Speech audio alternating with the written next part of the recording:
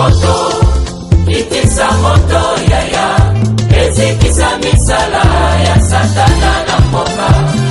Moto, itisa moto yaya, ezikisa misala ya satana na mboka.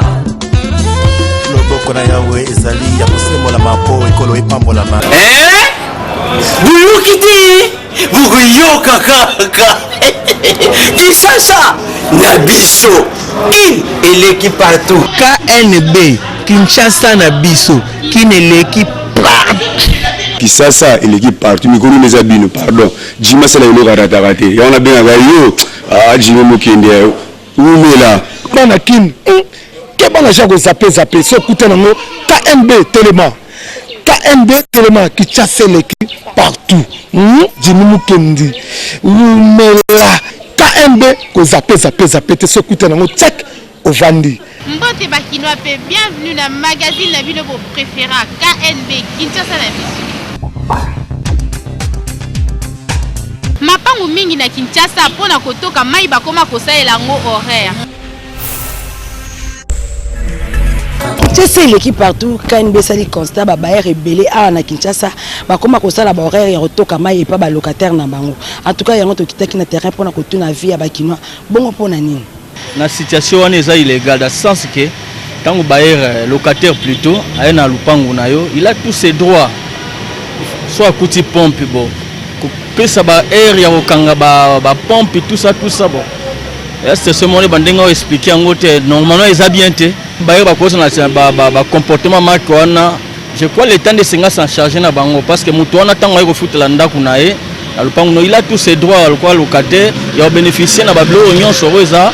Nakacha parcelle wana mutuna mutazaka na horaire o alamkaka nango eza na temps o alamkaka mususu alamkaka selon 5 heures selon emploi du temps na ye soki yo opesi ye limite que 6 heures donc mutu akomi esclave ya pongi olie asilisa pongi na ye normal ndenge esengeli akozala pressé po alamuka po aprofite kotoka mai mutu aza libre malgré aza locataire na lupango na yo Po na ngai na ndimi te parce que bailleur a limité ba air ya kotoka mai na sepelité parce que au moment opportun na ke kozala na posa na kotoka mai na ke kozela eteke ye aya pona toka mai eza bien te na pesi bango conseil batika kaka robinet polele pompe polele parce que soki batiki yango polele eza bien soki facture ye balakisi ka facture bato nyonso bake ko partager facture wana. Bolandi ba point de vue ya bakinois na micro ya KNB biso na KNB tozoloba kotia fongola na pompe pour la sécurité eza nango mabete mais kasi ko privé mutu mai eza mabe makasi parce que régie des eaux moko atila ka biso horaire teke mai rebima na 5 heures mai rebima na 6 heures locataire dans zo futa na kata lupango wana en tout cas aza libre ya kotoka mai ndenge alingi pour afuta ka facture Kinshasa et l'équipe partout. Constant moko esalemi que ba élèves mingi surtout oyo baza na humanité ba yebaka ko remplir journal de classe T. Parce que dans plusieurs écoles, il faut avoir le journal de classe. C'est vraiment obligatoire. L'importance et d'Arabie Saoudite pour se communiquer école na ba parents na makamsusu ici ngara élèves na professeurs rien de l'obéir ici. Les parents doivent d'abord voir si leur enfant était en classe et les professeurs doivent signer et présenter si les autorités de l'école viennent en classe pour voir si les professeurs étaient là.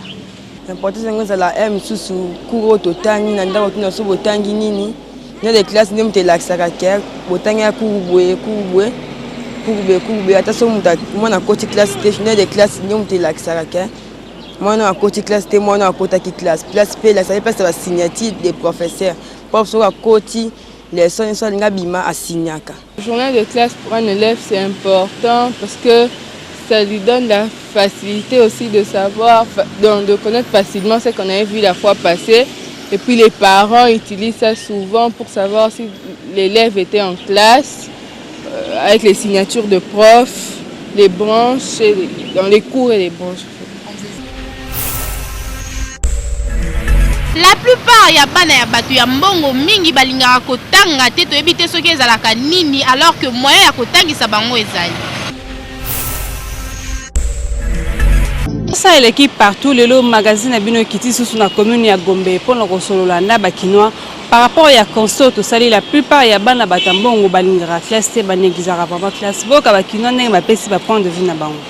Baninga misusu oyo ba parents na bango ba na mbongo on sentit que ba très intelligent volontaire kotanga ezali ba très intelligent bazo briller pe na classe quoi même à l'université mais la majorité bana nyonso ba mbongo bazala na volontaire kotanga te bana batambongo balingaka classe te parce que papa bon bazana bozu ba bersa bango makasi bazo bersa bango eloko so bango na posa bazo pesa bango yango azana we na temps ya kotanga te ayebi ke nyonso koya azana tina ya kotanga ko étudier te mais bana bazana mbongo te azana posa tali famille na bango lobi ko zala ndenge nini tika ngana meka ko meka po lobi ngana ko salisa ba bauti wana mais wana yebi ke papa otikele nyonso za maboko bazana pasi te lote aya tina osala ngote bana batambongo misusu o balinga kotanga te ko papa za na mbongo parce que moi ba père na bango déjà azana de na nyonso surtout moi na muso azomona ke no ata na tangi te héritage o eza ngai classe bayokolaka yango po kuma moto mbongo te mais classe bayokolaka yango po ozwa instruction na kati ya la vie na yo ozala bien éduqué hein mais batu ya mbongo bana ya batu ya mbongo wana bakanisaka eteke soki osali classe il faut okuma na mbongo ebele bakinois s'exprimer na micro na biso ya KNB alors biso lo rotokoloba juste na bana oyo bazana na habitude ya ko négliger classe soit disant parce que papa na bino azana mbongo en tout cas eza malamu te parce que papa na bino a travaillé qui très dur pour que azo a résultat wana akoma na mbongo nenga komi na wana bien sûr que ko senga ye papa pesanga boye ozana facilité ozo parce que aza papa na yo mais yo pe de ton côté il faut ça l'effort au travail autant à te pour na ozo mbongo mais ozo tanga pour avoir quelque chose pour que ozala utile na société pour que oyeba neni okofana na bat la plupart bana o pe bazara na habitude de négliger classe parce que papa na bango azana mbongo après quelque temps ceux qui papa na bino akufi omona tellement tanga na yo to ebi neni ko gérer ba possibilité te pe ba bien o papa na bino atiki en tout cas fin de fait omona bilo nyonso ana papa na bino azalaki nango ekei ekufi kaka boye okomi kotelengana okomi komela masanga en tout cas ekozala vraiment malamu il faut que ça l'effort ya kotanga pour que ozala utile na société Kinshasa et l'équipe partout.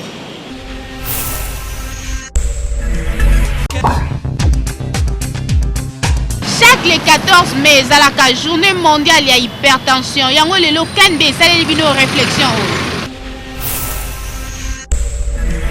14 mai ya nyonso monde entier va célébrer journée mondiale ya hypertension. Hypertension artérielle ne représente un facteur ya ba risque le plus important ya la maladie cardiovasculaire local infarctus ya myocarde pe AVC. Nango esengeli ko modérer consommation ya alcool pour na mobali esengeli consommer 2 verres ya 20 pe pour na moi esengeli ko consommer verre moko ya 20.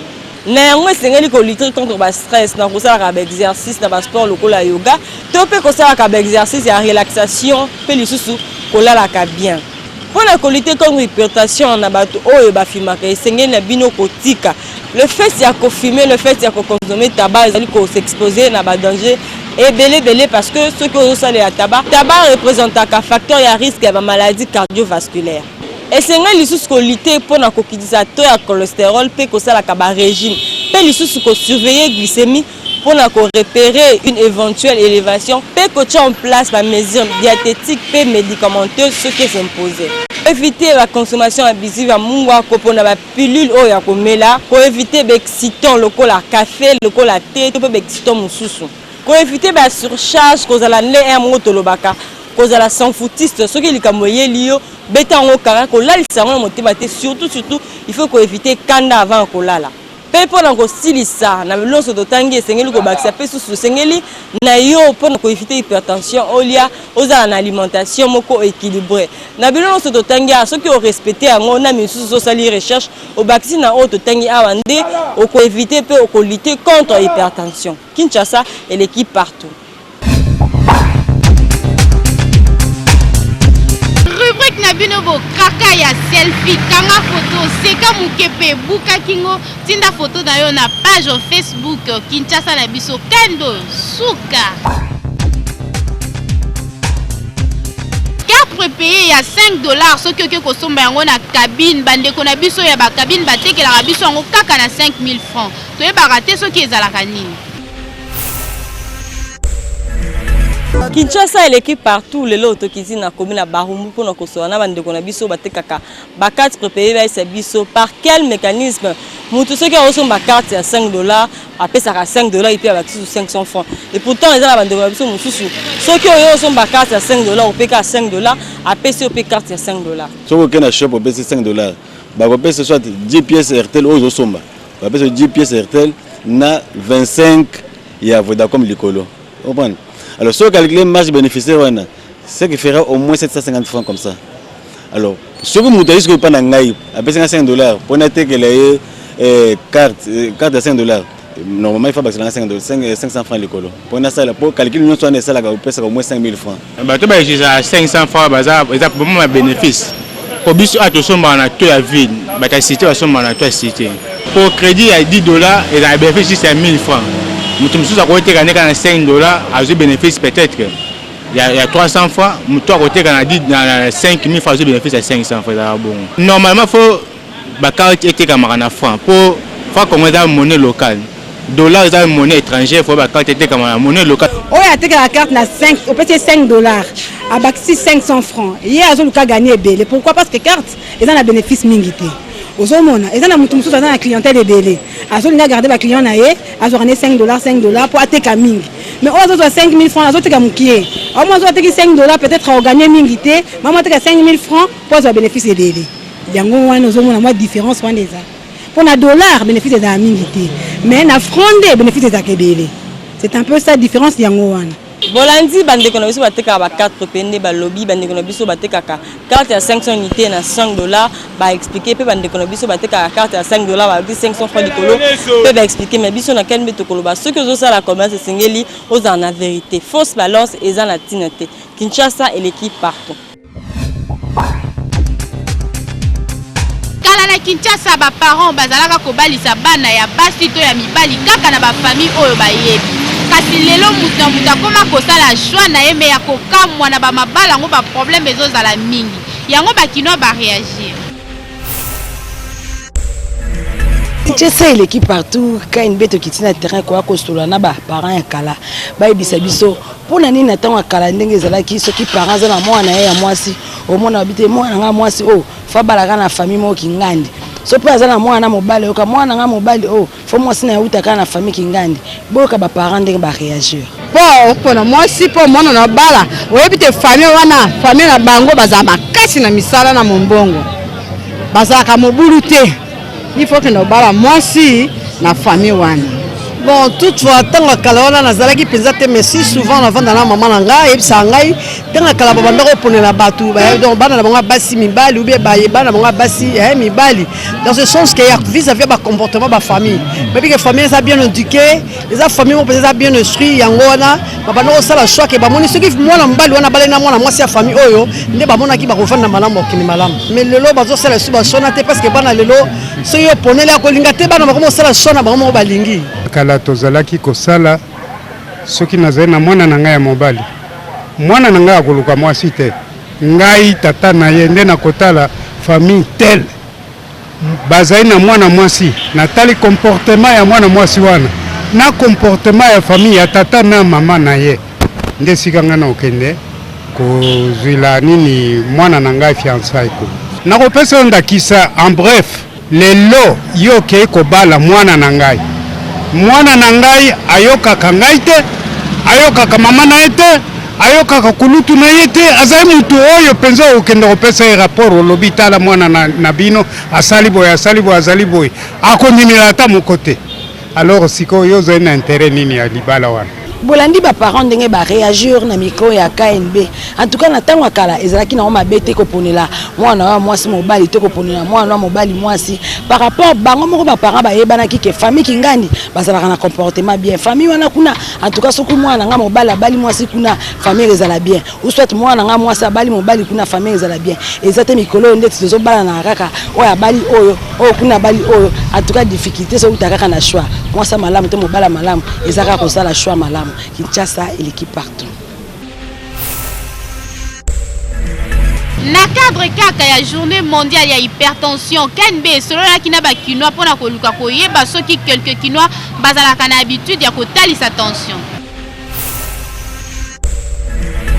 Kinshasa et l'équipe partout le lot qui na terrain na commune na Gombe pona ko tuna ba kinoa ba bisa biso est-ce que ba kinoa bazala na culture ya ko talisa tension afani kaka ye moko aki hôpital to asombi tensiomètre pour vérifier tension na ndenge ezali na salisa na pe examen attention te abelaka yango te mais un jour esalaka ngai donc na vandika na kiti un moment donné na yoki vertige jusqu'à tel point tango ba memi ngai na bana na hôpital ba monaka soki tension ekitaka bon ko kitango biso toza ba profane na santé na yebaka te soki ezaka combien ko kita ezali malade ko mata ezali malade ou bien minimum eza combien et si on ende na yebaka ndeti ngai nazaka na habitude ka na tension te par mois une ou deux fois na ngai na bana tokenda ko hôpital pour salisa ka contrôle général mais en vrai dire la culture ya ba congolais te la culture na biso te ya ko talisa tension pour rien kaka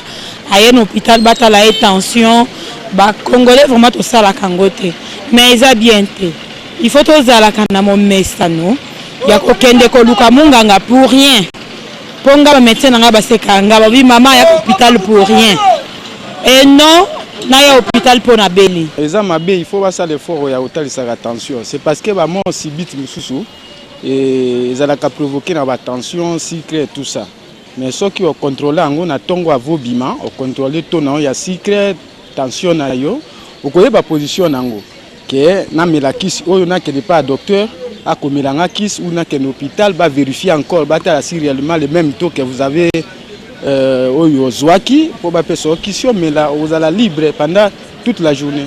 Bolandi bakino ndenge ba pesi ba point de vue na bango biso na KNB to kolobaka bato mingi bazo bokola maladie bato mingi bazo bela sans que bango bayeba bango mingi kaka so ekomi grave au moins piqué crise ndé peut-être akufi et puis boyo yeba ke bazali ko bela yango biso na KNB to kosenga boso ala na tensiomètre ezala lango prix abordable somba tensiomètre ozala on ndaku yo moko omitela la tension de temps en temps otala peut-être avant bima na tonga otali tension na yo okoyeba ndenge otambola journée mobimba.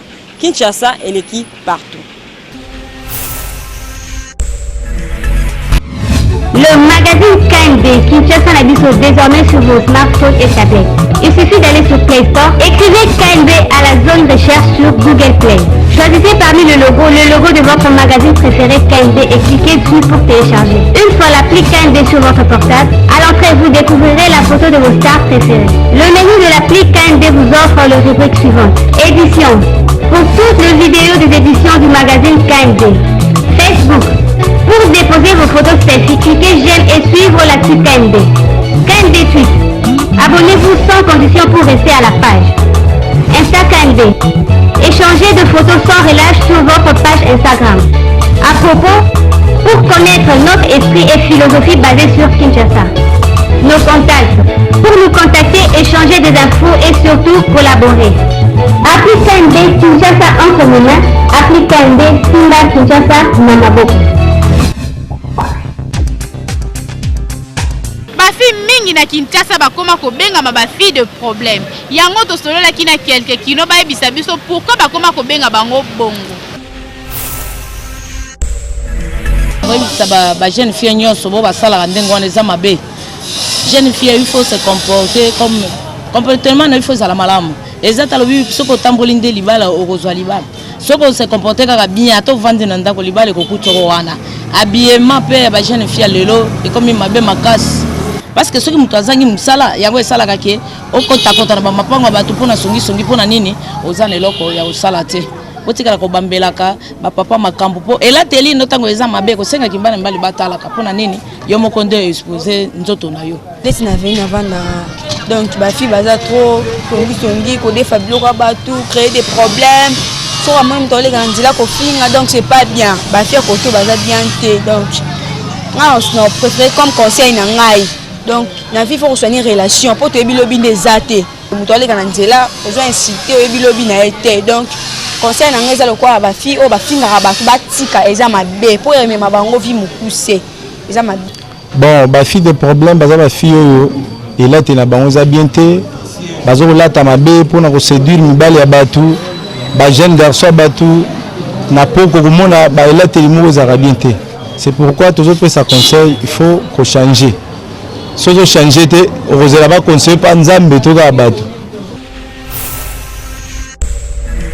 Merci Nandingi Bozalaka, toujours ébélé à Kolanda magazine la vie de vos préférés. Il y a le lot présenté qui en avenue Paul Maurice la commune ya Gombe.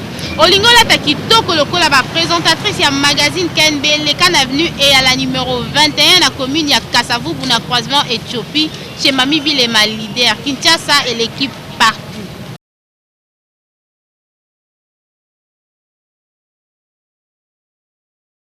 Moto, itisa moto yaya, ezikisa misala ya satana na mboka. Loboko na yawe ezali ya kosembola mapo ekolo epambolama